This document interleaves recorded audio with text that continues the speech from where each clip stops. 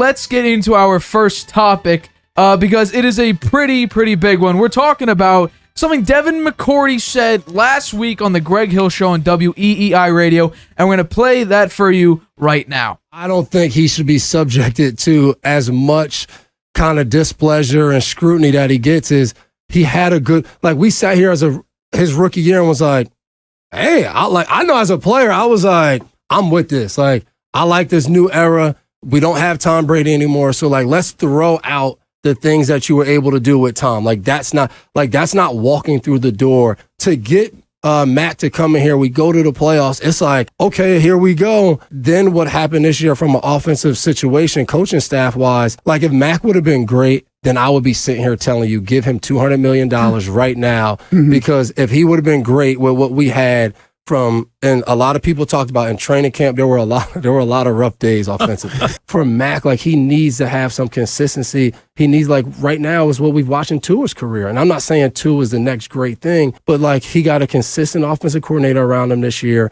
He got weapons, and it was productive. I think player-wise, I think there was enough trust that, like, hey, we're going to put the best guy out there. But I think the struggles on offense always turned into, I think there were some guys that are in the locker room like, all right, let's go with Zappe. All right, no, Mac looked good today. It was just a back and forth, which to me spoke more about what we had on offense than the quarterback. We never were solidified as an offensive group that guys had full confidence in anything we were doing. Like, if something worked one day, like running the ball with Mondre and when Dame was healthy and them two were going back and forth running the ball, everybody said, let's run. And then if we had a game where, like, we're throwing the ball, let's pass. Or let's just not turn the ball over because we're scoring on defense. Like, it was, to me, it was just that cycle of there was never, like, true hope. So you just heard Devin McCourty speak about Mac Jones and the situation. That ending part was he was asked talking about what exactly happened in the Chicago Bears game, and he basically alluded to that both quarterbacks were supposed to play. Mac came in, he got taken out of the game. He was supposed to go back in, but he was dealing with a high ankle sprain, and the numbness went away, so his leg was basically dead. He couldn't work on it, so Bailey Zappe stayed in the game.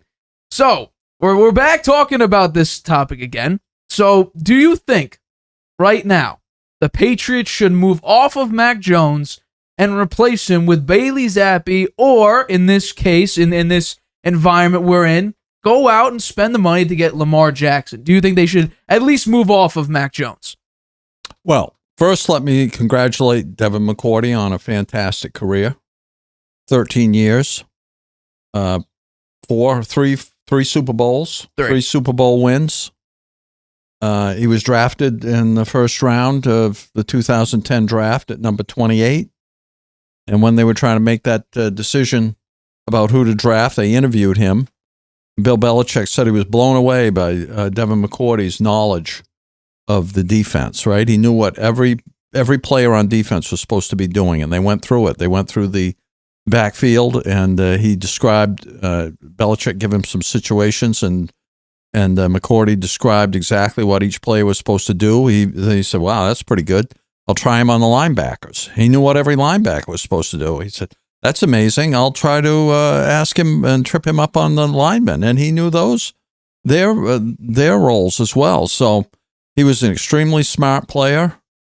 He's going to be missed by the Patriots. And congratulations to him. Whether he makes the Hall of Fame or not, we'll see. I think he has a pretty good chance of getting into the Hall of Fame based on his record and his Super Bowl wins. So now your comment about what the Patriots ought to do at quarterback. My own thought is that they should let Zappe and Jones fight it out in the preseason and see who plays better. My guess is that Mac Jones is going to get the start, even if Bailey Zappe plays really well. I don't think they're going to trade Mac Jones. I don't think there's a chance that Lamar Jackson's coming to the Patriots, although you never say never, but this is going to be a lot of money. And the Patriots aren't known for that, of laying out a huge amount of money for one player. So I don't think Lamar Jackson's coming there. I do think they'll give Bailey Zappe a good look in the preseason. I think push comes to shove, Mac Jones is going to be the starter in 2023. Very interesting. Do you think, let's say you're right, or let's just say, let's take it off the past 2 years, right? Mac Jones rookie year, and now this past year. Do you think the Patriots have provided him the best opportunity to retain that starting job? In the first season, sure. Okay. First season, I think they had a huge vote of confidence in him, right? They released Cam Newton and made him the starter as a rookie. Yeah. That was gutsy, and it worked out. It worked out very well. I agree. I think they had better offensive schemes, and they had a great offensive coordinator, one of the better offensive coordinators ever in the NFL, and Josh McDaniels. So, that benefited Mac Jones a lot. He excelled. He had a few games that weren't so good. As he got on in the season, he went through a stretch where he wasn't that good. They did make the playoffs. They got pounded by the Bills in the playoffs. And this past year was for him not a great year. He got hurt for a while there, and the schemes weren't that good. He didn't like he and Joe Judge didn't get along, and he, they were openly fighting on the field between Patricia and him in terms of the plays getting into the game. So it was not a good situation. He didn't adapt well to that, and he didn't play as well. Is he a better player than he showed last season? I think so. Right. But if he doesn't show that early on under his new offensive coordinator, who's one of the better ones, I think they picked up a guy who is very good. He's been a head coach before and had a lot of success as head coach. He was the offensive coordinator for the Patriots back when Brady was the quarterback for a while, and they had a lot of success then. So there's no doubt that they have a good offensive coordinator now. How well Mac Jones performs in his system remains to be seen. I would say if Bailey Zappe has a great preseason and Mac Jones gets off to a slow start, who knows? You could see him benched and Zappe in there. We'll see. I think, right, if we're going to give Bailey Zappe the same exact playbook as Mac Jones, because it was broken down when Bailey Zappe was in there, how exactly the playbook really molded around, it was super simplistic when Bailey Zappe was there, and Mac Jones was trying to work around this Matt Patricia weird style of offense. I keep harking back to it, but I believe it was the Boston Globe that came out with that report about how saying that they had, 10 passing plays that they designed, and they had 50 rushes and a bunch of screen passes and all this other stuff. It was just a horribly designed offense. I do agree with you. I think Bill O'Brien is a great offense coordinator. I don't like I would rather you keep Jonnu Smith instead of Mike Gesicki, because I think Jonnu Smith is a more agile and sort of that half-back tight end style, like an Aaron Hernandez type of blend. And I think he's actually going to work really, really well with Arthur Smith again in Atlanta. But I think when you talk about, just look at their own division now, okay? Look at their own division. The Jets have acquired Alan Lazard. They got Mecole Hardman. They got a speedster, and they got a 6'5" guy. And they also have the offensive rookie of the year, Garrett Wilson. The Bills have Stephon Diggs and Gabriel Davis, and they'll probably work around that. But Josh Allen he's basically how that offense runs. And then you take a look at the Dolphins, Tyreek Hill, Jalen Waddle, Tua when he's healthy. Offensive line can use a little bit of work. And then you look at the Patriots. Who's their extremely nice skill player? Devontae Parker, who barely plays? Is it Juju Smith-Schuster, who's had injury history? Ramondre Stevenson, I think, is the best offensive player. But if we're talking about how Mac Jones should perform, Ramondre Stevenson had a great season. He did. He had 1,000 yards. He also caught 50 or 60 passes too. Right. So he's their best offensive player. I don't think. And Mac Jones, maybe. I think the two of them, right? It's like the Giants with Daniel Jones and Saquon Barkley. They were their two best offensive players. That's what the Patriots have to be if they think they're going to go anywhere this year. And the wide receivers have got to play a lot better. But here's the thing with Daniel Jones, though. Daniel Jones is saying Daniel Jones needs a wide receiver one. He needs actual talent to throw it to. How about the Patriots? I have a list of every single Patriots draft pick since 2010. So we're going on 12 years of draft picks of wide receivers. I'm going to bring it up right now. So from 2010, Taylor Price, who's he? Exactly. Jeremy Ebert, who knows? Josh Boyce, no one knows. Aaron Dobson was there for a half minute. Jeremy Gallen, no one knows. Devin Lucien, no one knows. Malcolm Mitchell had potential, retired because of an injury. Braxton Berrios didn't play a single snap with the Patriots. He was on the Jets, and then he got released. I believe he's still on the market, but I could be wrong. N'Keal Harry, who was a bust for the Patriots and seems like he doesn't even play on the Bears anymore. Trey Nixon, he was on the practice squad, didn't play a single snap. And Tyquan Thornton, who got overplayed last year and did not perform. I believe he had, 200 yards passing and 200 yards receiving and 2 touchdowns? No All-Pros, no Pro Bowls, no 1,000-yard receiving seasons. And you might say, well, Braxton Berrios is an All-Pro. Yeah, as a punt returner, not as a wide receiver. So I'm not counting that if we're talking about receiver talent. Is this what Belichick loves to do, is to draft receivers? Well, he gave up on that, and he tried to bring them in as free agents. And misses. He tried to bring them in as free agents and didn't do so well either. It didn't work. Well, I don't know. Devontae Parker is still... he's not healthy. Well, when he is healthy, he's good, and he was healthy for 11 games this past season, I think. Was it 11 games? I don't have it in front of me. And maybe he can with Schuster there, the two of them, maybe they can make a difference, and they won't put too much heat on Parker, and he'll stay healthy. Since 2019, so Brady's last year, first of all, the only reason Brady left was because, there were 2 reasons. One, they would not extend him on a long-term deal. And he said even before that season that he was going to leave the Patriots, and my guess would be he had no one to throw it to. Jacoby Myers wasn't himself. N'Keal Harry was his number, besides Julian Edelman, who led the league in drops in 2019. He was basically the number 2 target. Devontae Parker played 13 games. 13 games this past not season. Bad. Not bad at all. He started 11 of those. So since 2019, these are the Patriots wide receiver core rankings. So 2019, they had Edelman, they had Philip Dorsett, Jacoby Myers, Mohamed Sanu for only 8 games, Josh Gordon for 6 games, N'Keal Harry. That was their main receiver core. They were ranked 16th in the league. In 2020, that's Cam Newton's year. He had Jacoby Myers, and I believe Edelman was still there. He only played 6 games. He was out with an injury. N'Keal Harry, and then Damiere Byrd. That was their main receiver core. They were ranked 30th. In 2021, Mac Jones' rookie year, Jacoby Myers, Kendrick Bourne, Nelson Aguilar, who has now got signed to the Baltimore Ravens today. For $3 million.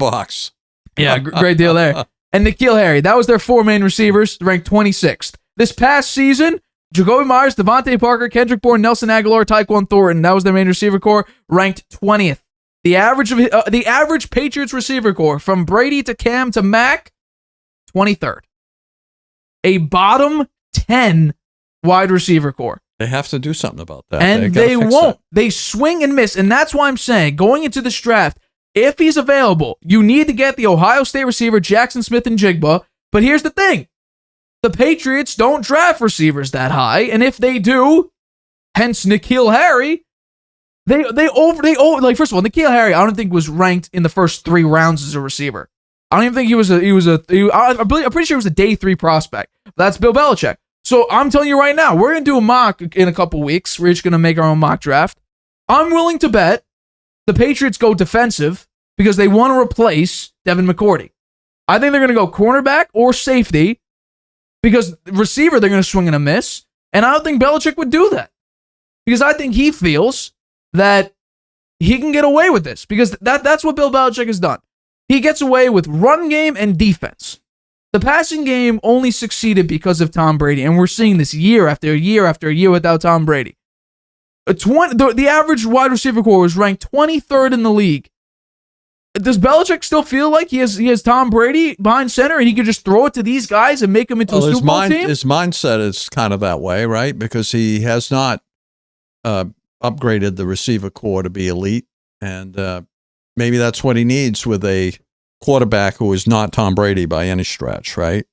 You got to counter that by having much better wide receivers, and so far they don't. And now the report is, and this you talk about, I was upset over the Juju signing. There's a very, very unreal chance they pursue DeAndre Hopkins. I don't think they're going to get him. And why? Why wouldn't you go get the best receiver on the market? He and Bill O'Brien never got along, number one. Number two, he's not somebody who practices very hard. He has an issue with that. He's been called out on that before, and that's an issue in the Patriots organization. Number 3, he gets hurt now. He has injury issues. And number 4, it's going to cost a lot to get him. He said he would rework his contract. Yeah. To come to the Patriots or to come to any team. Any team. Any team. I think they'd look at OBJ before they'd look at... OBJ is still with an ACL tear the past 2 years. I still think they'd look at him before they look at DeAndre Hopkins. I think regardless of who you get, Jerry Jeudy, the Broncos are asking for an absurd amount. They're asking for, I think it was a low or like a high second round pick plus a skill player. Yeah. And DeAndre Hopkins, his stock is actually dropping due to the Brandon Cooks signing with a 5th round. They got him for 5th and 6th. They got him for. So now it looks like the prices are coming down for DeAndre Hopkins. You got to go attack an alpha receiver in DeAndre Hopkins because you got to get someone. Jerry Jeudy's too young, and we haven't even seen him really evolve. And you already signed Juju Smith-Schuster, who the team that had him during the Super Bowl run that I believe got the penalty called on him, who James Bradbury was covering on the penalty. I'm pretty sure it was Juju. The Chiefs said, okay, take him. We're not going to spend $11 million a year, $12 million a year on Juju Smith-Schuster. And Devin McCourty even said that he would rather have Jacoby Myers on the team than Juju Smith-Schuster. He said he was shocked that the Patriots would not offer that deal to Jacoby Myers, but instead offer it to Juju. I agree with that. They penalized Jacoby Myers for that play he made, throwing the ball. If the Patriots are that petty, then they have everything coming towards them. Yeah. I honestly believe they've done it before. They penalized who was the guy that was a slot receiver before Edelman? Was it Josh Gordon? No. Antonio Brown? Slot receiver. Small guy. They had a bunch of slot receivers. No, he went to the Broncos. The Broncos? Oh, yeah. Wes Welker. Wes Welker. They penalized him, too. He dropped a pass that would have won the Super Bowl. But he was there a whole other year after that, though. That was 2011 still, they didn't Super give Bowl. him the big contract after that. Yeah, when he was, 31 when he got the contract? 32? Asante Samuels missed the interception. They would have won him the Super Bowl. Did they give him the free agent contract? He was gone, too. He was on a franchise tag, and he made That's bank. Belichick. I think there's a lot of examples of it. The Patriots are making so many mistakes. They don't go out. They don't spend money. So that's what I'm saying. If you want to spend money on the actual talent to surround your team with, and you only care about defense, how about you spend the money on a quarterback? Mm-hmm. Spend it on Lamar. We're going to talk about Lamar later on in the show, but spend it on Lamar. You got nothing here because look at this. I'll bring it up one more time. Tom Brady can't win with he won with Malcolm Mitchell. But I don't won think. a Super Bowl. Gallen, I don't think, made the team. Mitchell's the only one he won with since the Patriots won the Super Bowl in 14, 16, and 18, right? Yeah. Gallen never played a single snap. They had Julian Edelman, but he got drafted in 2009. They had Gronkowski. But here's the thing: would you think Julian Edelman is a wide receiver 1 on most playoff teams? The guy could always get open. He always found a way to get open. He was always open. Like these receivers were not elite, but they fit with the Patriots scheme. That's what made them great. Amendola was not a phenomenal receiver outside of the Patriots. Was he somewhat efficient? Yeah, he was okay with the Rams. He was okay with the Lions. He came on the Patriots, and he was one of the greatest playoff receivers in recent history the Patriots have had. He had enormous amounts of clutch catches. I believe he caught both the touchdown passes in the Jacksonville, was it the divisional game or the championship game against Saxonville? He did that. And then you take him off, and you take Tom Brady off, and you put Mac Jones in there. You think the same success will come out of it. It's not how it works. And you're bringing back practice squad guys and special teams guys and defensive guys who are low on the depth chart, or guys that aren't really that great, and you're expecting them to succeed. No, it doesn't work if you don't have a quarterback like Tom Brady, and there aren't any other quarterbacks like him. So I think they have to. It's a mentality. They have to update it, but I don't think they're going to go after DeAndre Hopkins. It's a mistake. Who he is and his history with Bill O'Brien. I don't think that's going to happen. It's the biggest mistake ever. Watch, and you know what? Maybe we'll see. As long as Bill O'Brien can replicate sort of what Josh McDaniels was efficiency wise, because it seems like people forgot Mac Jones' rookie year. Mac Jones was phenomenal his rookie year. I wouldn't call him phenomenal. Some of his stats, some of his passing stats were better than Mahomes, better than Tom Brady, better than Matt Stafford. Yeah, he had a stretch there where he played pretty poor. It was late in the year, but he was a rookie. Yeah, he didn't have rookie mistakes until end of the year. And we're talking about, and I heard on WEEI a while ago, has Mac Jones really been the cause of any wins that they've had? Yeah. He's also played, by the way, the Bailey Zappe Mac Jones comparison. Mac Jones QBR-wise, scale of 0 to 100, he had a higher peak than Bailey Zappe did. The Packers game, he only threw for 99 yards. His best game was against the Browns, but I believe they also ran for like 150 yards. But Bailey Zappe did throw for 309, I believe. But we're talking about like the Vikings game. That wasn't Mac Jones played phenomenally in that game. It was the special teams that screwed him over. Yeah. The Dallas game, not this past year, the year before, they gave up that big play to CD for the touchdown. Mac Jones played really, really well in that game. Yeah. The Titans game 2 years ago, they were the number 1 seed in the AFC. They beat him with Mac Jones. Mac Jones played great in that game. I'm telling you, Nate, I think that Mac Jones is going to be the starter this year. I'm just to give up on Mac Jones, we forget literally this past season, the last game of the year. I'm not giving up on Mac Jones. I do. You've said a couple times that last year during the year, I was very frustrated with some of his play, but I do agree that with he deserves another look with a new offensive coordinator, and maybe. It'd be nice if they could get one more receiver, but I don't think they're going to. And maybe they draft one. Maybe they need to draft. Maybe in my draft picks there, I will have them first round wide receiver pick. It'll be a smart idea for the Patriots to go after JSN, but the question is, will they? It doesn't seem like Belichick's MO to go that high for a receiver. Was his high? Hasn't been, but maybe he'll change his mind. I mean, he does have Kyle Duggar back there as safety. Right. They also have Adrian Phillips as well, who Devin McCourty gives props to. He thinks both them are doing will step up to the challenge. And Jabril Peppers is a safety. They brought him back, and we'll see. He didn't really play great. He was out. He was injured to start off the year, I believe. And it'll be interesting to see what the Patriots do. I do not feel well in that division. Everyone is getting extreme talent. They're spending money. Well, right now the Jets don't have a quarterback yet. They don't have a quarterback yet, but they got receivers. They need to upgrade an O-line. Their defense was top 4. That didn't do it for them last year. They almost made the playoffs with Zach Wilson and a half-broken Mike White. But if they wind up with that kind of setup this year, they won't make the playoffs. They won't make it. They need that quarterback. They got to land Aaron Rodgers. And, we're going to talk about him next, actually. Yeah. Hi, everybody. Thanks for watching. Make sure you subscribe here to get the latest from the show. Also, if you want to check out the full episode, make sure you click the I in the top right-hand corner right now. If you want to listen to this show anywhere you go, make sure you go to anchor.fm/The Harvey Hour or anywhere you get your podcasts.